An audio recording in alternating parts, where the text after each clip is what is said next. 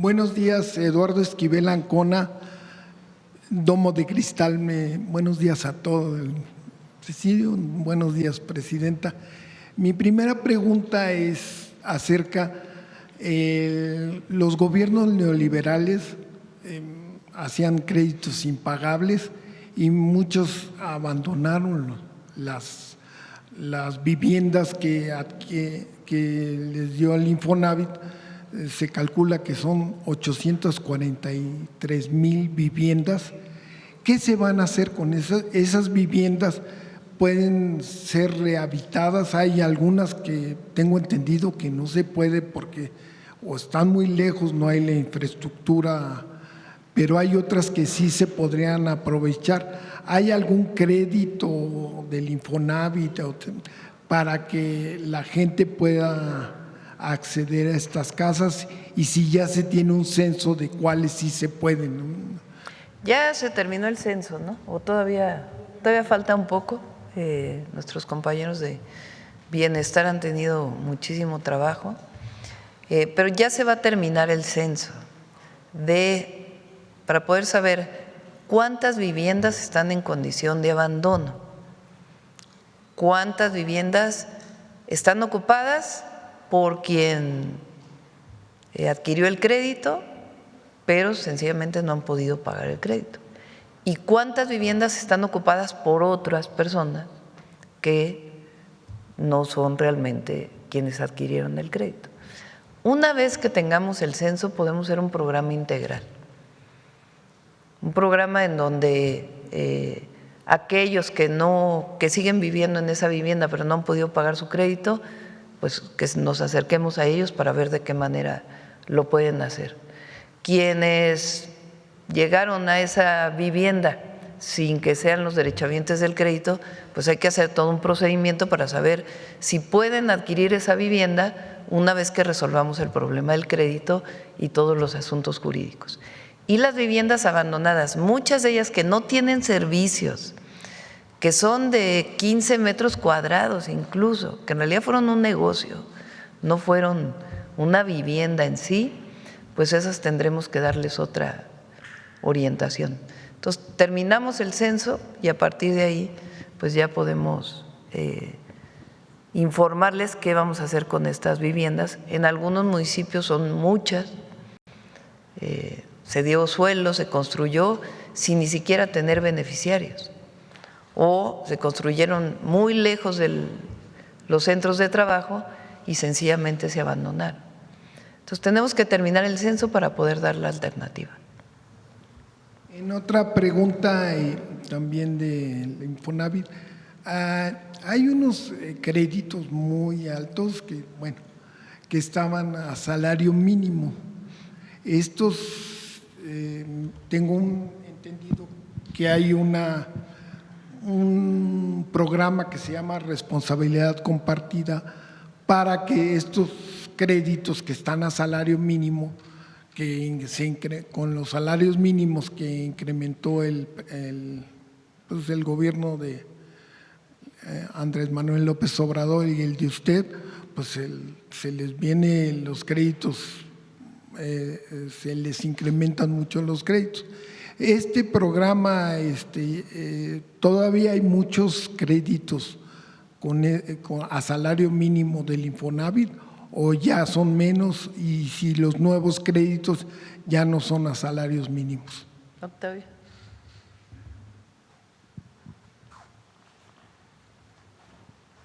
Sí, todos los créditos van a tener, están teniendo una reestructuración, y desde luego los que tienen un salario mínimo tienen derecho a un crédito, es parte de este programa de vivienda para el bienestar.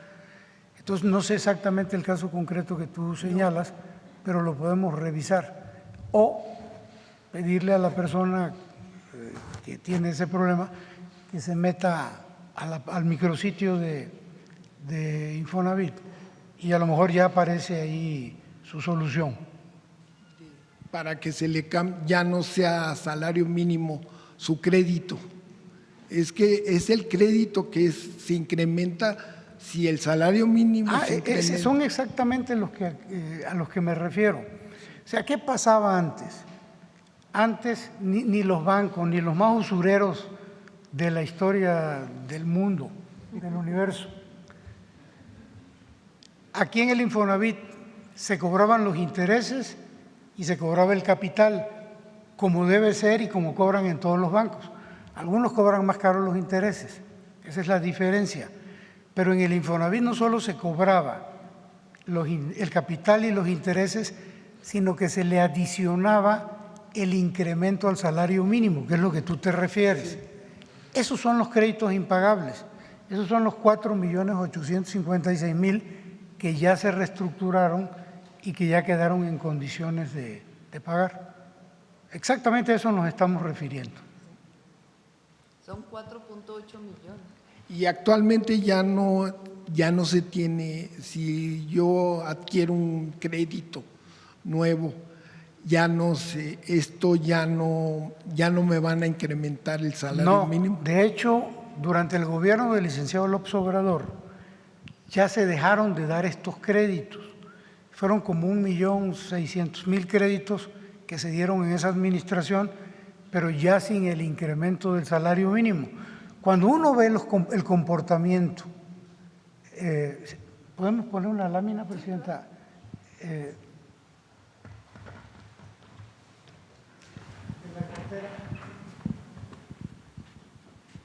La que sigue. La que sigue.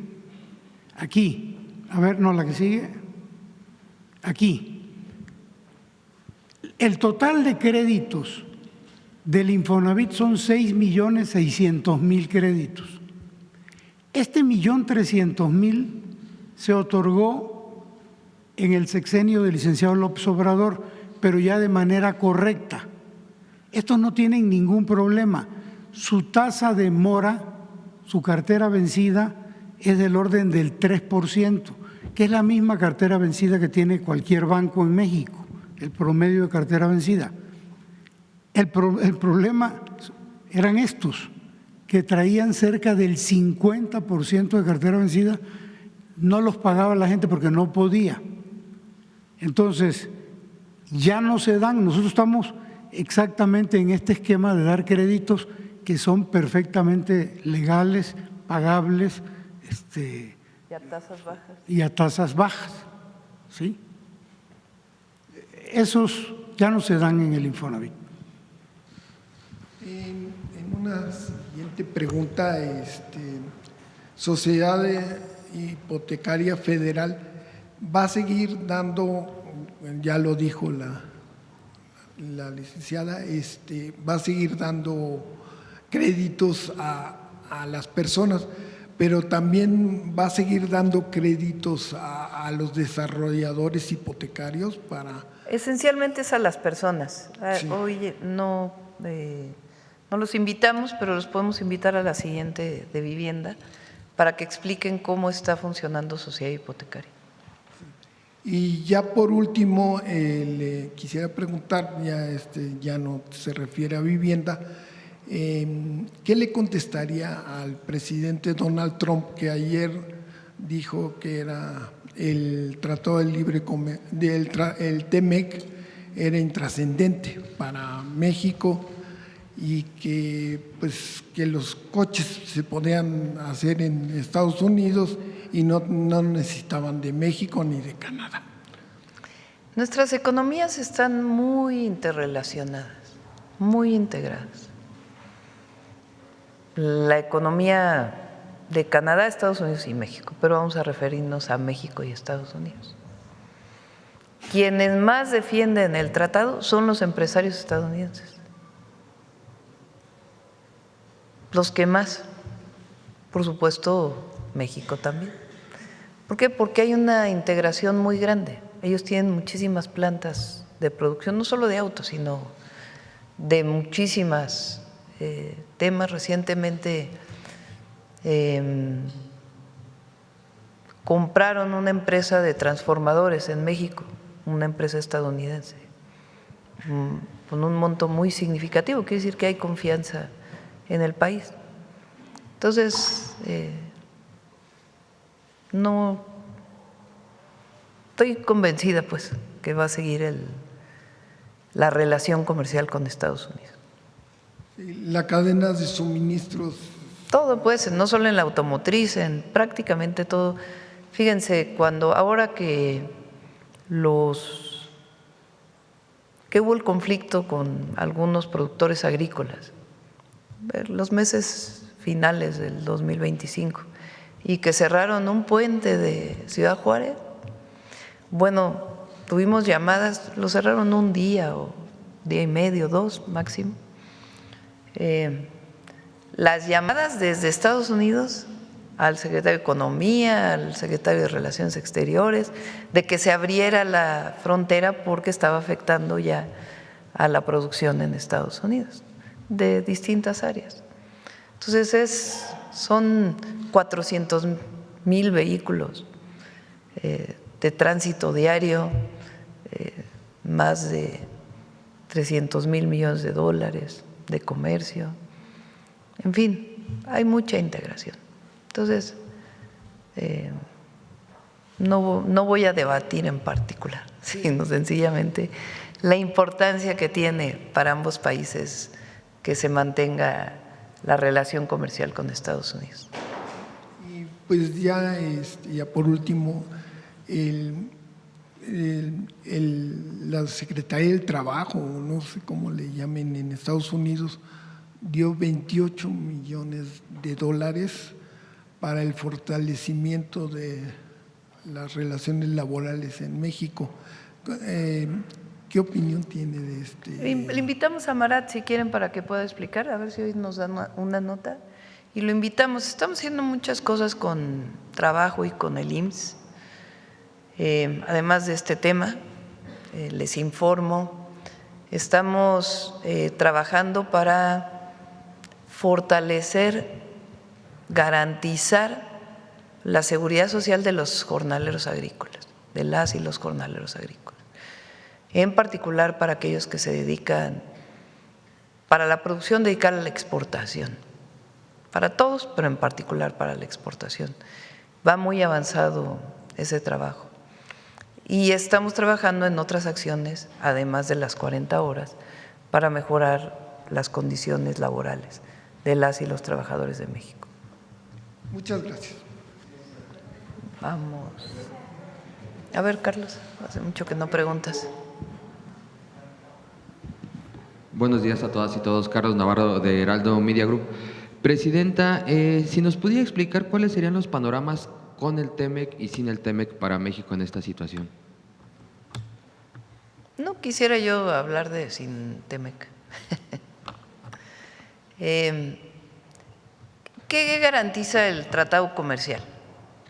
Que no haya un impuesto de importación o exportación entre México y Estados Unidos. Cuando entra el presidente Trump, decide que poner un impuesto a todos los productos que no están dentro del tratado, que se exportan fuera del tratado. Para exportar, para producir en México y exportar a Estados Unidos tienes que cumplir una serie de reglas dentro, si quieres estar dentro de los beneficios del TEMEC. Muchas de esas reglas se llaman las reglas de origen, es decir, que la mayor parte de lo que se produce en México venga de la producción mexicana, que no venga de otros países donde importa México y se exporta a Estados Unidos, sino que cumpla con que la mayor parte se produzca aquí en México. Bueno, entre otras reglas. Si cumples con esas reglas, exportas por el tratado comercial.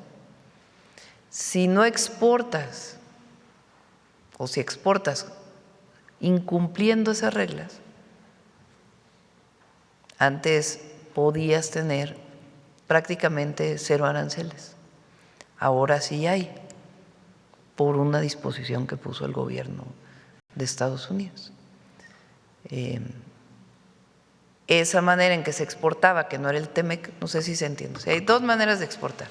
Produzco coches, bueno, no coches, no, autopartes. Si estoy dentro del tratado comercial y cumplo con las reglas de origen, exporto sin aranceles. Si no, si la mayor parte del motor que quiero exportar vino de Europa y aquí solo se armó, pues entonces sí tengo que pagar un arancel. Antes de que llegara el presidente Trump, pagaban ellos muy poquito, porque hay una cosa en la Organización Mundial de Comercio que se llama la nación más favorecida. Entonces exportaban con pocos aranceles, ahora sí tienen impuestos. ¿Qué es lo que ha venido pasando? La mayoría ya se están metiendo al tratado. ¿Nos conviene? Sí, sí nos conviene, porque se produce más aquí y hay más cadenas de valor en México. Entonces, esa es en la situación actual. ¿Qué otras cosas le puso un arancel a Estados Unidos? Al acero que exportamos, al aluminio que exportamos. Siempre hemos dicho que en este caso pues aunque no tiene mucho sentido porque nosotros importamos más acero del que exportamos, pero bueno, tiene un arancel.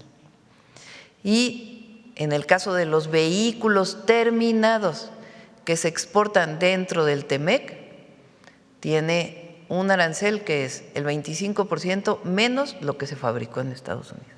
Más o menos así está. Esa es la situación en la que nosotros estamos. Aún dentro de esa situación, las exportaciones a Estados Unidos en el 2025 aumentaron. ¿Qué aumentó? Muchos electrónicos,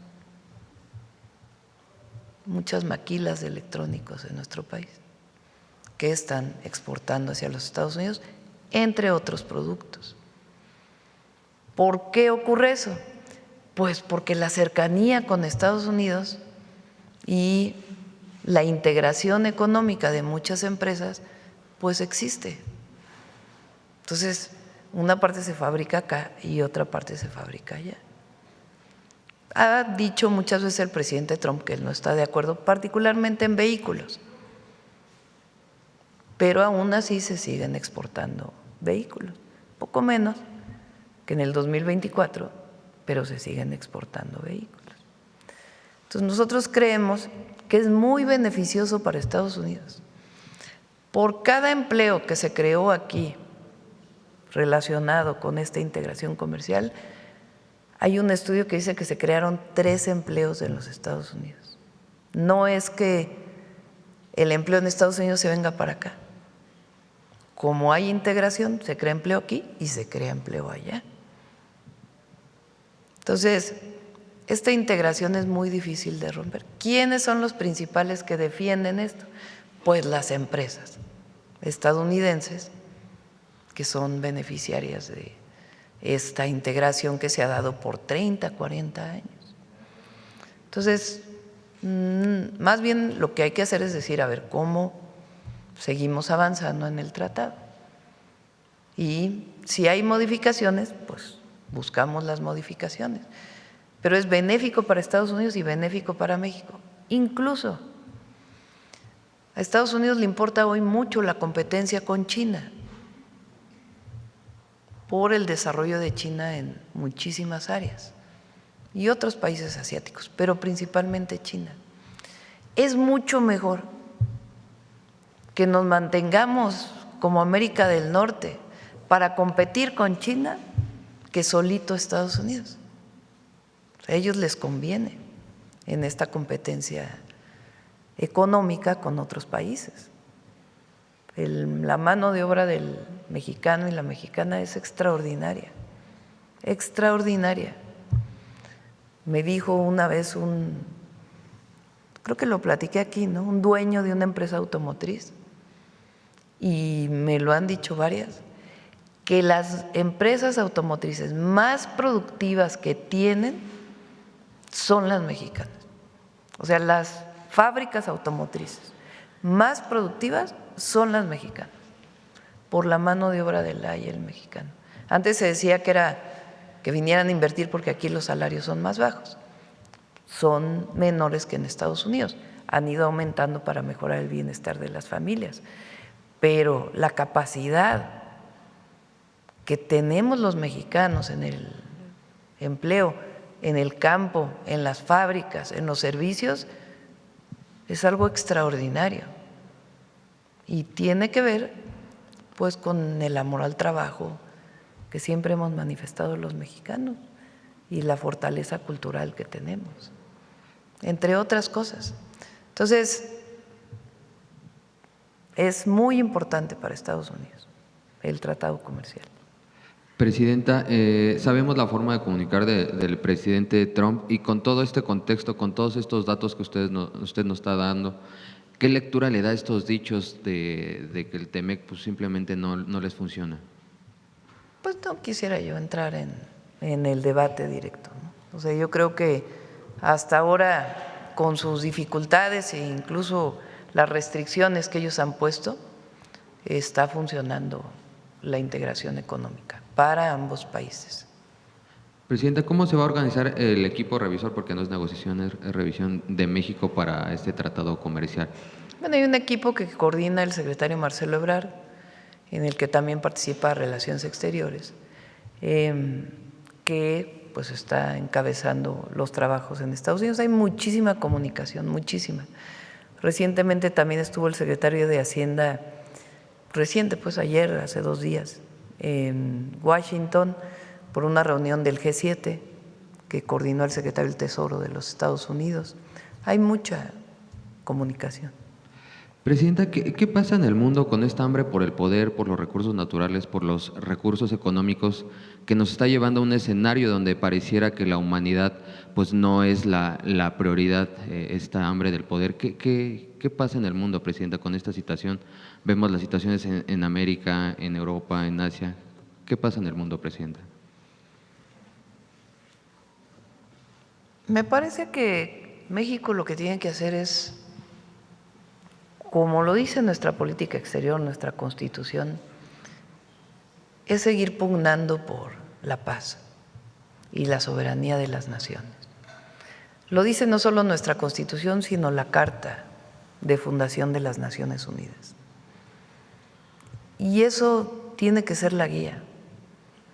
Sí, hay presiones, evidentemente, pero necesitamos todos los países, todas las naciones, defender la soberanía y la paz como la solución de cualquier conflicto. Y tenemos que insistir en ello, siempre. México es muy importante en el mundo y nuestra posición y el seguir avanzando en esa posición y convencer más allá de los posicionamientos del gobierno de los Estados Unidos o de otros gobiernos, es la paz y la soberanía de las naciones y la solución pacífica de cualquier conflicto. Y por último, preguntarle, ayer se dio un golpe importante a esta organización delictiva de origen sudamericano aquí en México. ¿Qué reportes le dieron en el gabinete de seguridad? Porque agobiaba mucho en temas tanto de extorsión como de trata, Presidenta. Sí, está trabajando muy bien el Gabinete de Seguridad, la verdad. Ahora con mucho más coordinación con la Fiscalía General de la República. Hay muchísimas órdenes de aprehensión que existían, que se están cumplimentando, se les llama, y haciendo más investigación e inteligencia. Y se van a seguir dando resultados. Como lo hemos dicho, en seguridad es la atención a las causas y avanzar en la cero impunidad. Muchas gracias, buen día a todas y todos. Vamos para acá, ¿quién más? A ver, el compañero de Sonora, que hace mucho que no pregunta. Ah, ¿es su cumpleaños? A ver, ponle a Pedro Infante las mañanitas. Sí. Gracias, Presidenta. Muy buenos días. Sí. Son 53 vueltas al sol, así que muchas gracias por la deferencia. Presidenta, bueno, hay muchos temas, pero quisiera concentrarme en un tema particularmente en el caso de mi tierra, Sonora. Durante el periodo de descanso, bueno, ustedes anunciaron importantes acuerdos relativos al fin de la huelga de Cananea, que cumplió 18 años, el tema también de la remediación y del problema de contaminación en el río Sonora. Ahora, ha habido un debate reiterado justamente en Sonora sobre el tema del agua, que es un tema importante. Su gobierno había venido anunciando un plan hídrico justamente para atender la situación, válgame pues, de falta de agua para la capital, Hermosillo, justamente ateniéndose a los recursos hídricos que hay en la cuenca del río Sonora.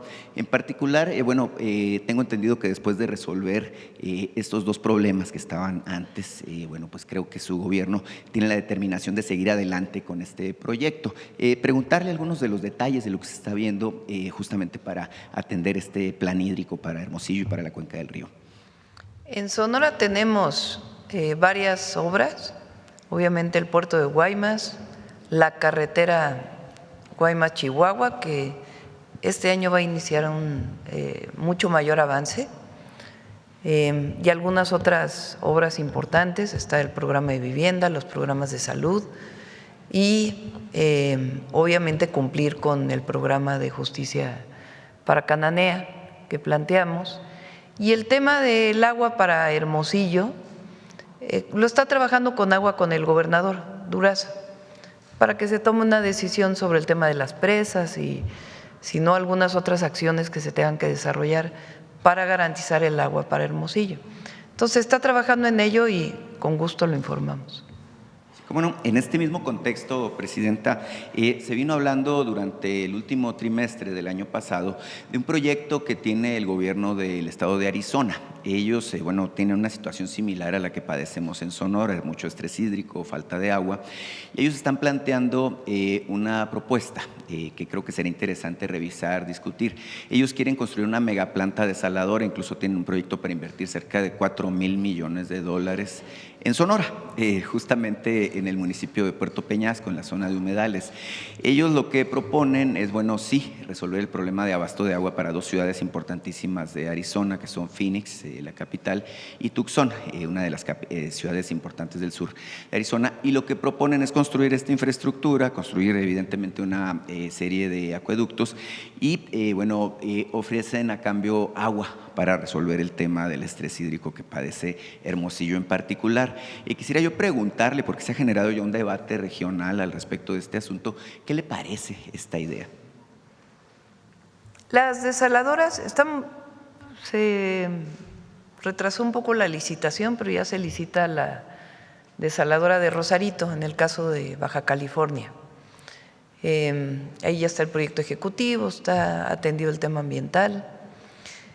¿Qué problema tienen las desaladoras en general? ¿Qué haces con la sal? Bueno, tiene su costo desalar agua, pero las tecnologías existen, es decir, tomar agua del mar, quitarle la sal y hacerla potable.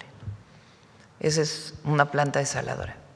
Tiene sus características, usa mucha energía, entonces normalmente se utiliza energía solar para poder alimentar estas plantas y sus características de mantenimiento y operación que hay que garantizarlas. Entonces ese es un problema. Pero bueno, tú le quitas la sal al agua y el problema es ¿qué haces con la sal? Ese es el principal problema de las desaladoras. Entonces tendría que resolverse qué se hace con la sal. Muchas veces se regresa al mar con estudios y se disuelve nuevamente y no pasa nada, es decir, hay suficiente capacidad del océano para absorber esa sal y que no tenga efectos en la biodiversidad del mar. Particularmente en el Golfo de California es muy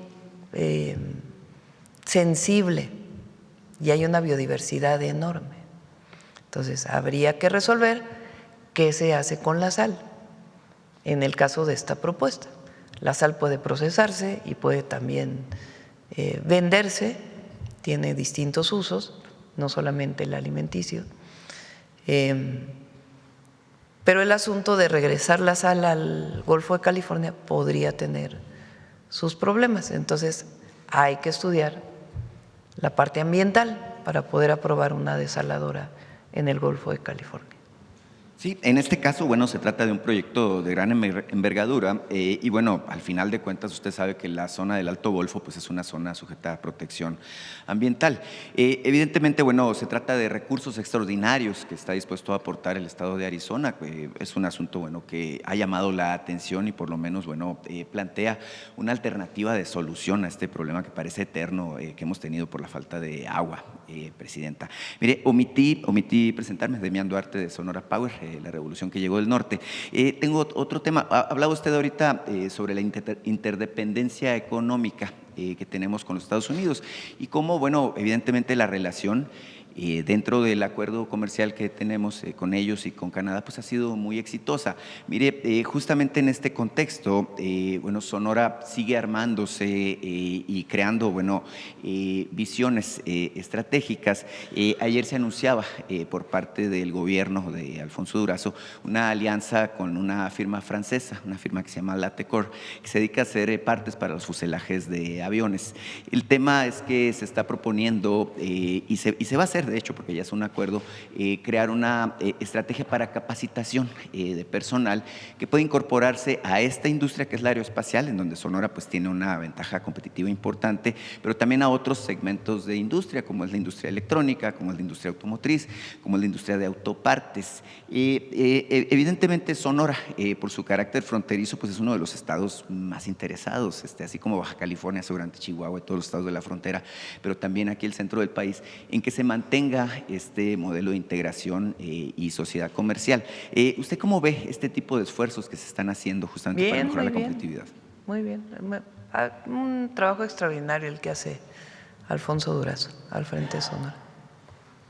Sí, y para terminar, Presidenta, bueno, se ha venido hablando de los polos de desarrollo para el bienestar. Sabemos que, bueno, Sonora fue considerado con uno, el caso particular de Hermosillo. Se ha venido hablando de, bueno, por ejemplo, el vecino estado Baja California no tiene polo de desarrollo para el bienestar, por lo menos no ha anunciado. Y no hace mucho vi yo aquí al alcalde de Cajeme, no aquí en Palacio, sino con el secretario de Economía, Marcelo Ebrard, haciendo las gestiones para alcanzar este proyecto que ya se ha planteado de crear otro polo de desarrollo justamente en Ciudad Obregón, en Cajeme, a partir de las ventajas competitivas que tiene esta región del sur de Sonora. No sé si tiene usted avances al respecto de cómo se presentamos pronto los polos de bienestar, van muy avanzados, se han encontrado distintos esquemas para su desarrollo y ya lo presentamos. Muchas gracias, Presidenta. Gracias. A ver, aquí la compañera.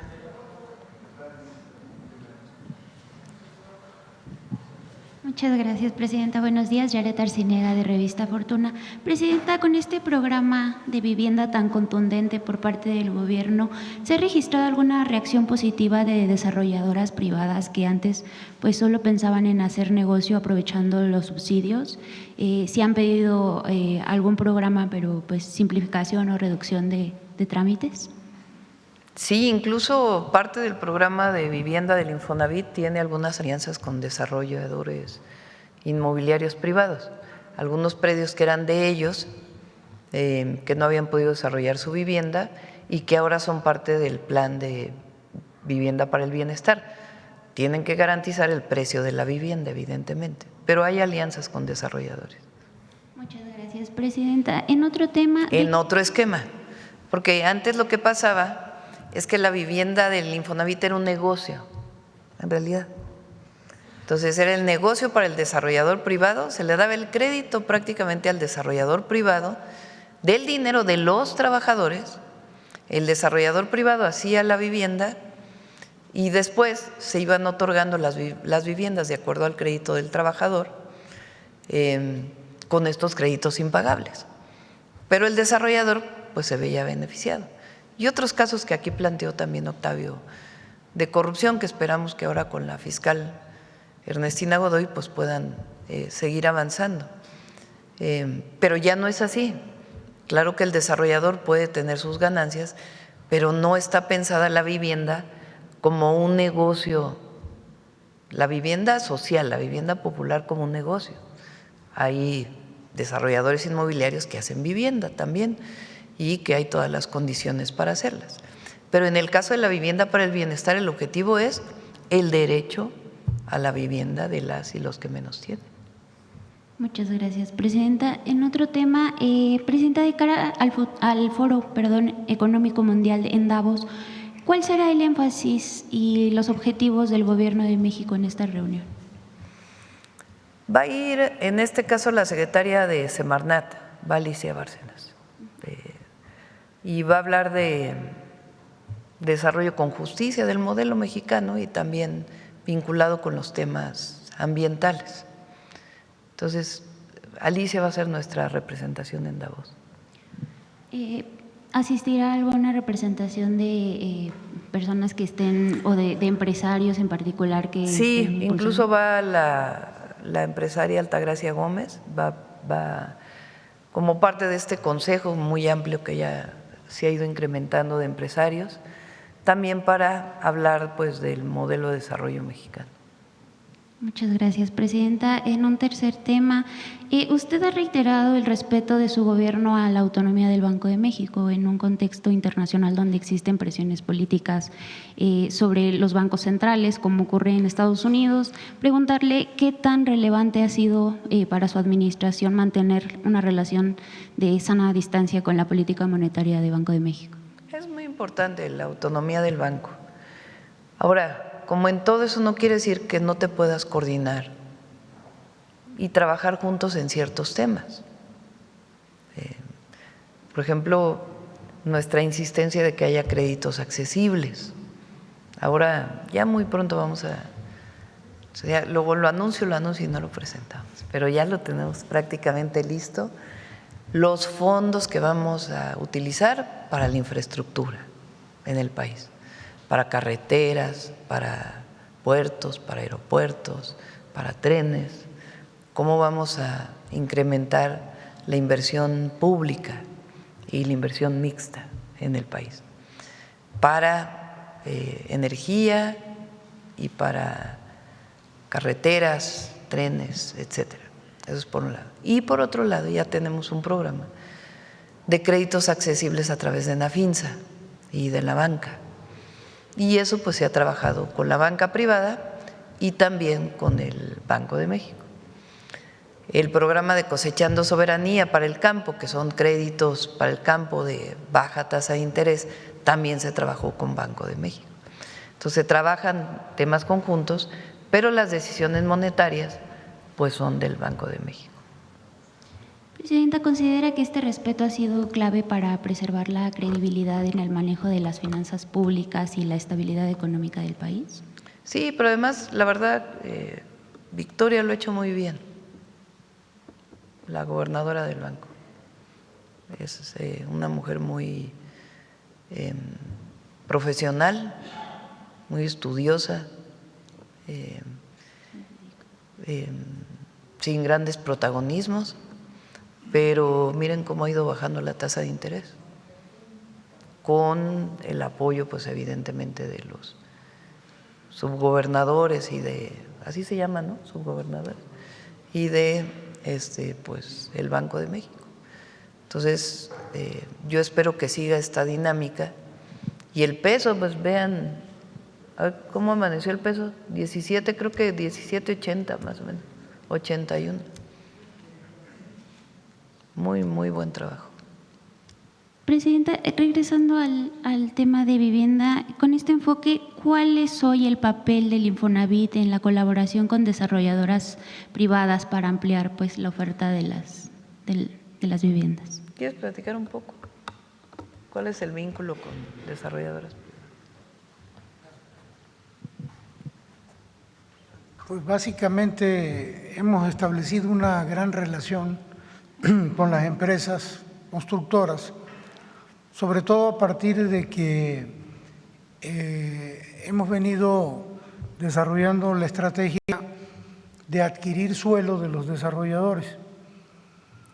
El precio de la vivienda es 550,000 pesos si el suelo lo dona la Federación, el Estado o el municipio.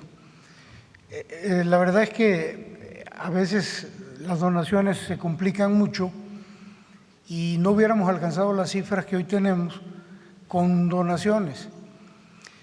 Y lo que les propusimos a los desarrolladores de vivienda fue que, dado que ellos se dedican a eso y tienen reserva de suelo, que lo pusieran en el programa de bienestar a razón de 50,000 pesos suelo vivienda. Y la verdad es que resultó todo un éxito, porque hemos recibido cientos de miles de propuestas de desarrollos en los cuales ellos ponen el suelo, nosotros les compramos el suelo antes de iniciar la construcción de la vivienda, porque es muy importante la seguridad. Y en este caso, ya siendo el suelo del Infonavit, todo lo que se le va a invertir al desarrollo ya es en suelo del Infonavit. Y los empresarios se benefician porque la compra se hace en una sola exhibición. Entonces ellos ponen el suelo, reciben el pago y ese dinero normalmente, por lo menos es lo que nosotros les hemos pedido y lo han venido haciendo, ellos lo ocupan para adquirir más suelo, para incorporarlo al programa de vivienda. Entonces realmente ha sido una relación extraordinaria, han entendido, el precio es tope, los 600,000 pesos son en todo el país el precio de la vivienda, siempre y cuando haya aportación de suelo o venta de suelo por parte de ellos.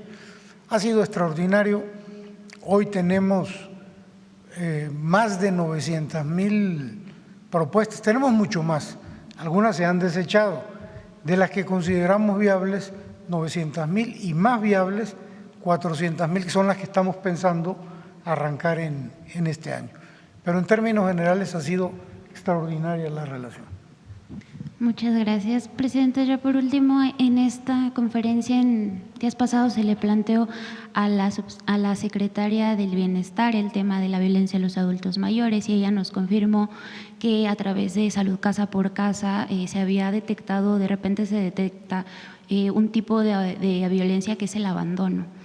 Ellos como funcionarios pues tampoco pueden intervenir porque de hecho por ley el delito de violencia a adultos mayores es un delito de querella, solo ellos pueden denunciarlo. Su administración ha considerado cambiar la ley para que terceros que estén pues atestiguando este tipo de violencia a adultos mayores, este u otros tipos de violencia a los adultos mayores puedan denunciarlo. Se puede considerar. Lo que normalmente se hace es que se atiende con el DIF o alguna otra institución de los estados. Se avisa al DIF nacional o a los DIF estatales o algún contacto que el estado haya dado para estos casos y el estado interviene, los gobiernos estatales intervienen. Es todos los casos, en el caso de Salud Casa por Casa, o cuando hay visitas domiciliarias también para los adultos mayores. Pero esta propuesta que planteas, se la planteo a Estela y a Ariadna para ver si es factible y cómo se operaría. Sí, es un tema que hemos seguido desde 2019 y normalmente quien incurre en este tipo de violencias hacia los adultos mayores son familiares, hijos, personas muy cercanas a ellos y entonces ellos no tienen la posibilidad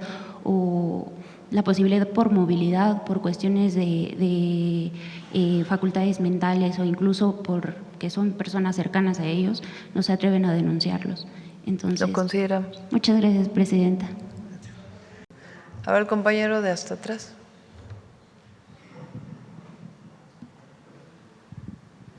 Muchas gracias, Presidenta. Buenos días a todos. Julio Sánchez, de Uno TV. Quisiera seguir con el tema de la relación con los Estados Unidos, preguntarle, Presidenta, si no es momento ahora sí de buscar una reunión pues de manera presencial con el mandatario de los Estados Unidos, Donald Trump, pues luego de todo lo que hemos visto en todos los ámbitos que tienen que ver con la seguridad, lo que ocurrió en Venezuela, todo lo que está pasando, lo que se ve diariamente, los comentarios que hace respecto de la relación con México, ¿no es momento ya de tener un encuentro directamente? Puede ser, sí, no lo desechamos. Él viene, la próxima semana se cumple un año de que llegó Donald Trump al gobierno de los Estados Unidos, el 20 de enero. Entonces, probablemente después pues, supongo que estará ocupado en este momento. Y entonces, probablemente después del 20 estaremos buscando pues una llamada para ver todos los temas. Como lo dije, que por cierto, me dio mucha risa porque no sé quién, qué medio, bueno, sí sé, pero no lo voy a decir, dijo que me había colgado el teléfono y que, como dije que había sido una llamada breve, pues ya es toda la interpretación alrededor. No, se despidió de manera muy amable y me dijo, nos llamamos pronto. Y en efecto, pues nos llamamos pronto y yo esperaría pues a que pasara el 20 de enero, que imagino que él tiene muchas ocupaciones en este momento, para poder, si es necesario, pues hacer una reunión, pero para hablar pues de los temas pendientes que tenemos.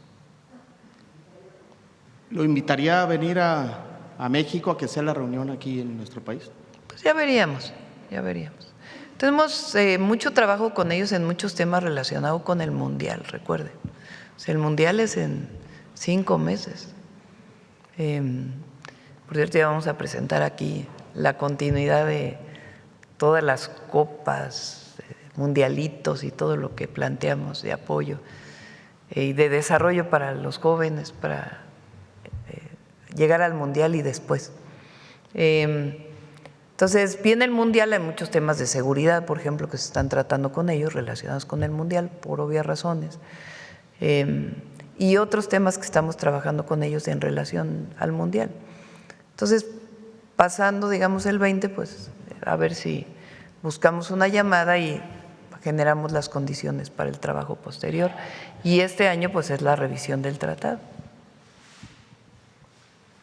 Presidenta, ahora que habla del tema de seguridad y la relación que tienen y, digamos, estas mesas de trabajo, ¿se ha tocado en estos, con los altos funcionarios de Estados Unidos, o se lo ha dicho el presidente a usted en estas llamadas telefónicas, lo que publicó un diario de los Estados Unidos que refiere sobre personajes de la política mexicana vinculados presuntamente o probablemente con el narcotráfico? Nunca se ha tocado ese tema, nunca. Ni en las reuniones del acuerdo, del entendimiento que se tuvo con Estados Unidos, que les damos seguimiento cada mes, nunca se ha tocado ese tema, ni en las llamadas de teléfono, ni en las reuniones. No ha habido tema con ella.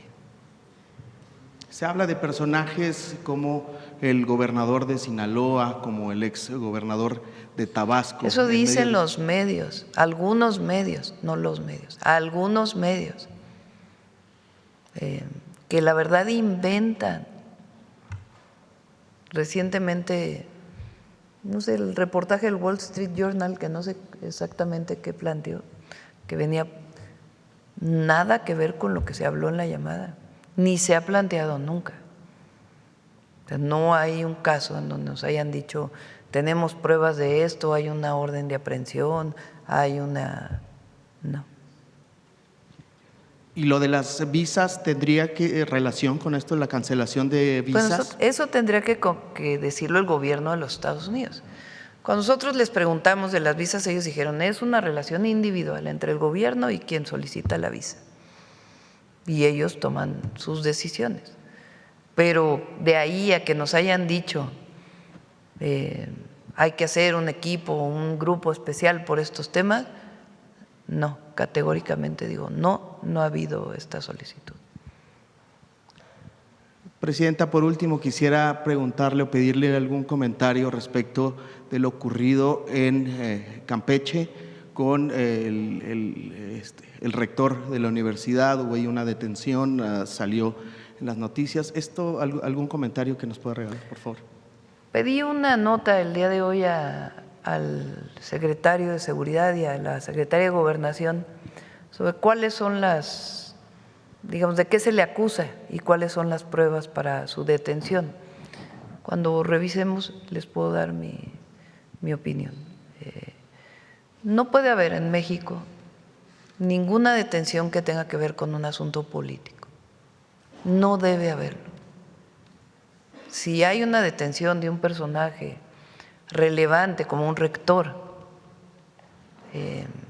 o alguna otra persona que tenga un espacio en la vida pública, periodistas que lo hemos visto aquí, que se dedican a difundir y a garantizar la libertad de expresión, no debe haber nada que tenga que ver con un asunto político. No se puede usar la justicia como una vendetta política. Eso no puede existir, no puede existir. Ahora, hay personajes, como un rector, como un periodista, que pueden haber cometido un delito.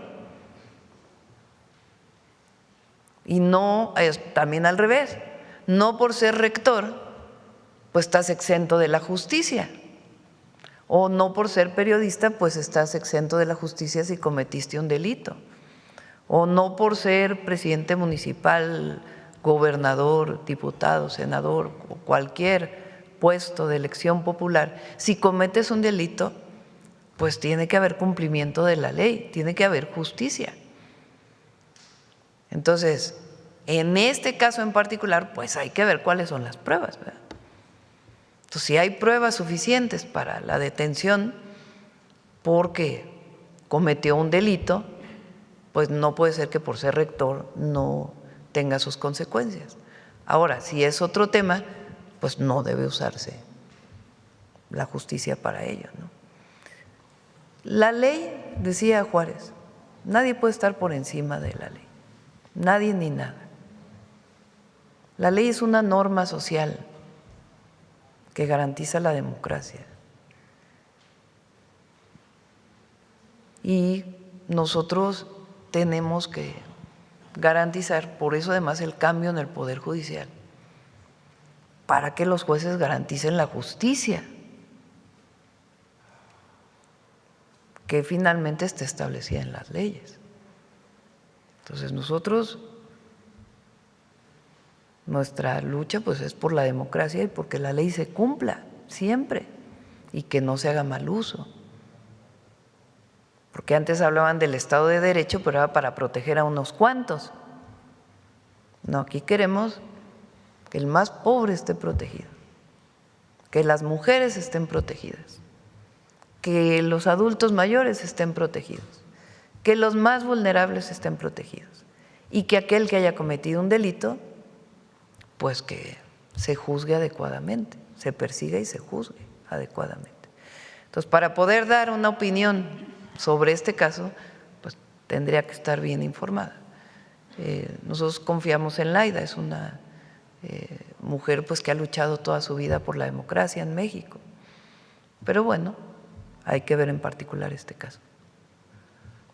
Muchas gracias, Presidenta. Por último, y agradezco mucho sus respuestas, quedó pendiente, el día de hoy había anunciado que vendría el titular de Petróleos Mexicanos. Tenemos pendiente pues, los datos, el informe respecto de el petróleo que se envía a Cuba, cuántos son los barriles que se entregan que corresponden a ayuda humanitaria y demás, cuánto es lo que… Sí, con gusto lo presentamos. Nos interesa mucho de Pemex que se conozca los avances en términos de su visión de largo plazo con apoyo de la Secretaría de Hacienda. El presidente López Obrador con Octavio al frente hicieron un gran trabajo en Pemex.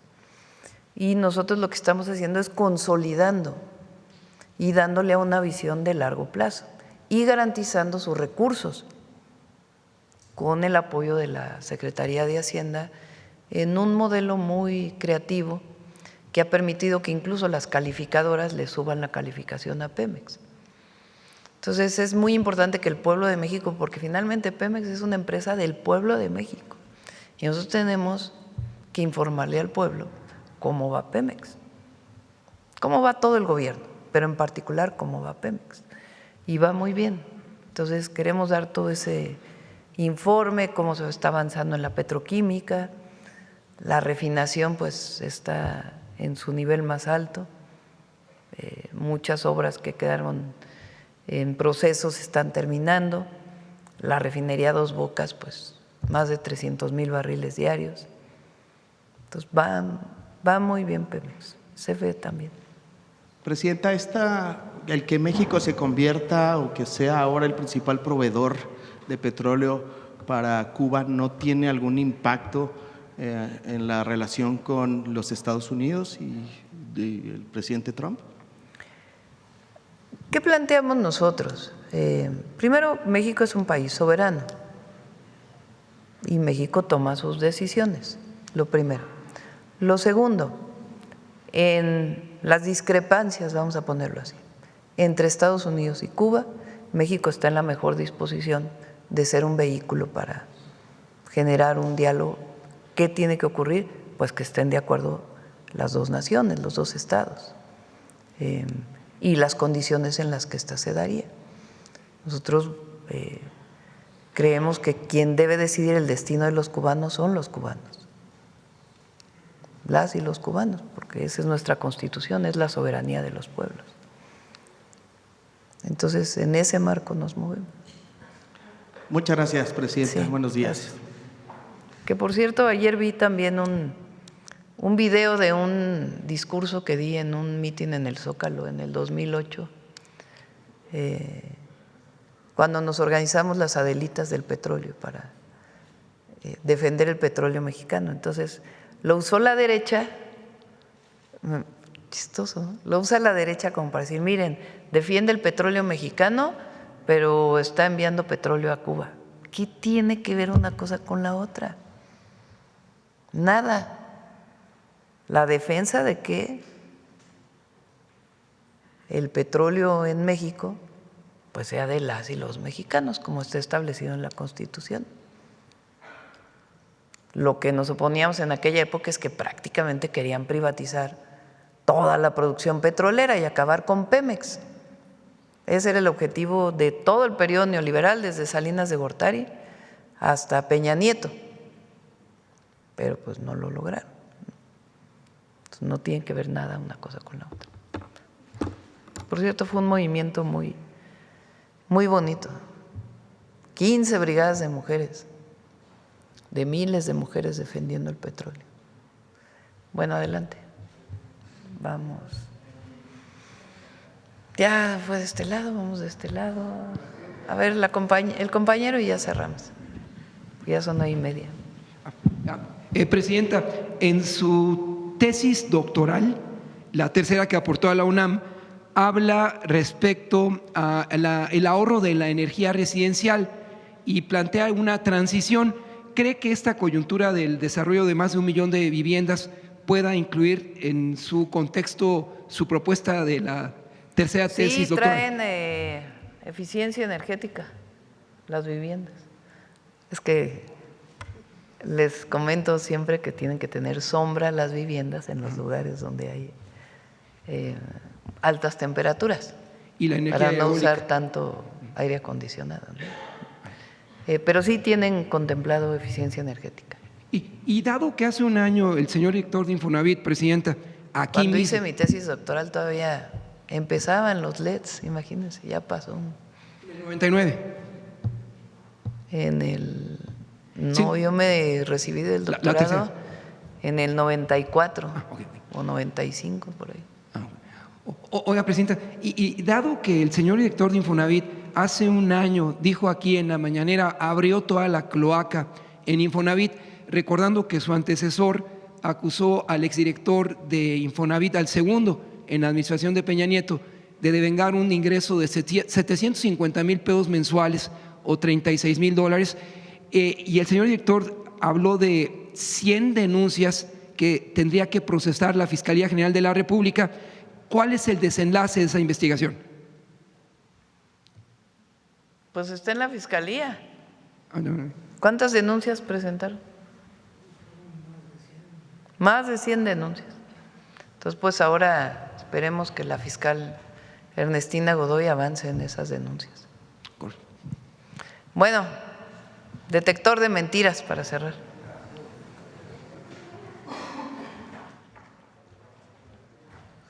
Con su permiso, presidenta, buenos días a todos y todas y todos. Ante la consolidación del sistema de salud pública del país, el apuntalamiento de los programas de salud casa por casa y farmacias del bienestar, frente al aumento de cirugías, consultas de especialidad y consultas de medicina familiar del IMSS, en el IMSS Bienestar y en el ISSSTE, medios de comunicación y sus comentaristas insisten en inventar y difundir mentiras sobre un falso desabasto de medicamentos e inexistentes colapsos de los servicios de salud. Por otro lado, en redes sociales han circulado videos creados con inteligencia artificial sobre programas sociales que no existen. Es importante desmentir estos contenidos porque quienes los producen se valen del anonimato para confundir deliberadamente a los usuarios de redes sociales y a las audiencias para robar información, cometer fraudes e incluso extorsión. Veamos el video del detector de mentiras de esta semana.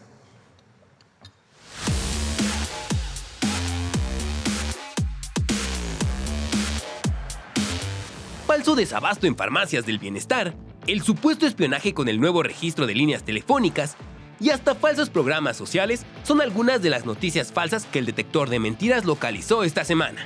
1. Mentiras sobre el sistema de salud. Los servicios de salud colapsaron en Nayarit. El sector salud, como hemos dicho en repetidas ocasiones, en terapia intensiva, hay equipo médico deteriorado, los pacientes en los pasillos, las clínicas cerradas por falta de médicos y de insumos. Sí, de hecho, así es como se está viviendo la crisis de este sistema de salud en Nayarit. ¡Mentira! El IMSS Bienestar aclaró que los servicios y urgencias no se han suspendido. Explicó que aunque en temporada decembrina la demanda llega a triplicarse, la atención se mantiene sin interrupciones. Aseguró que en el estado se ha fortalecido la capacidad hospitalaria, las cirugías y el abasto de medicamentos. B. No hay antídoto contra el piquete de alacrán. Otra niña de 12 años de edad falleció, murió en Guerrero. Pero ¿sabe qué? La picó un alacrán, como sucede todos los días en una buena parte de nuestro país. Sin embargo, no hay antídoto contra el piquete de alacrán en México. ¡Mentira! El IMSS Bienestar aclaró que el caso reportado por un medio de comunicación es de febrero de 2024 y que la paciente sí recibió el antídoto. La institución garantiza la atención integral y oportuna de picaduras de alacrán en todas sus unidades. Tan solo en Guerrero, durante 2025, distribuyó 74.813 frascos para asegurar la atención oportuna. C. La farmacia del bienestar en San Ignacio, Loyola y Metepec, Estado de México, no tiene abasto de medicamentos. Si vamos a Tlacomulco, en el Estado de México, los habitantes son los testigos de la propaganda del gobierno que no se traducen en acciones reales en el sector salud. Prometieron abasto de medicamentos y les dieron esto. Pero hace apenas un mes fueron las farmacias del bienestar. Y un mes y ya no están operando. ¡Mentira! El medio de comunicación que difundió la mentira confundió la logística de visitas domiciliarias del programa Salud Casa por Casa con el abasto en farmacias del bienestar. Inició con un testimonio sobre una visita médica pendiente del programa Salud Casa por Casa, pero cuando sus reporteros acudieron a las farmacias del bienestar en San Ignacio de Loyola y Metepec, confirmaron que el medicamento existe y está disponible para los beneficiarios del programa. 2. En 2015 se destinó más al presupuesto de seguridad que en 2026. Tan satisfecho se siente el morenismo en su estrategia que bajó el gasto, ¿sí? Redujo el gasto en seguridad y lo dejó por abajo de lo que se invertía en el 2015. ¡Mentira! El medio de comunicación que difundió esta falsa noticia mezcló rubros incomparables como vivienda y justicia con seguridad. El presupuesto de egresos de la Federación 2026 contempla 306.741.2 millones de pesos para seguridad, un aumento del 0.8% respecto a 2025. No hay recorte, sino un reordenamiento administrativo por la Guardia Nacional. La Sedena sube a 170.000 millones de pesos, mientras la Secretaría de Seguridad y Protección Ciudadana ajusta su presupuesto a 60.000 millones de pesos. 3. El registro de líneas telefónicas es inconstitucional y una herramienta de espionaje. ¡Mentira! El registro no es espionaje ni viola la Constitución. Su objetivo es acabar con el anonimato que protege a delincuentes en casos de extorsión y secuestro, fundamentándose la capacidad de investigación del Estado en el artículo 21 constitucional. Tampoco existe vigilancia arbitraria porque los datos están bajo resguardo de las empresas de telefonía celular y blindados por la Ley Federal de Protección de Datos Personales, y conforme al artículo 16 constitucional, cualquier intervención requiere forzosamente un mandato judicial. 4. La CFE estorba y amaga a empresas. ¡Mentira! La Comisión Federal de Electricidad aclaró que es falso que amague a empresas e informó que, de acuerdo con sus atribuciones, revisa de forma continua posibles fallas y hace reajustes de facturación, y puntualizó que en 2025 no se tienen registros de ninguna interrupción ni de supuestos microapagones a empresas de Monterrey. 5. Nuevo programa de apoyo económico para personas de 30 a 64 años. ¡Mentira! En la mañanera del pueblo del 13 de enero, la presidenta Claudia Sheinbaum desmintió la existencia de un programa de apoyo económico por parte del Gobierno de México para personas de 30 a 64 años de edad. La información que circula en redes sociales es falsa y corresponde a una estrategia de robo de datos personales conocida como phishing. Además, la página http://becasmexicanas.com no tiene relación con el Gobierno de México o alguno de sus programas sociales. 6. Entrega del bono Mujer Bienestar. ¡Mentira!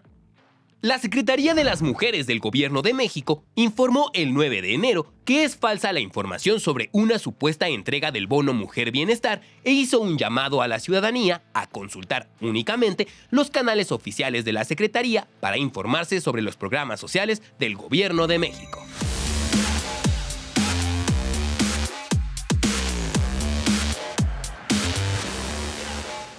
Gracias, presidenta. Gracias. No, qué bueno que lo preguntan. Mañana nos vemos aquí. Hubo ahí distintos problemas que no nos permitieron ir a los estados, repito, por el tema del turismo principalmente. El viernes vamos al Estado de México y ya regresamos el lunes para acá. La reforma electoral. A las 5 tengo reunión. Gracias.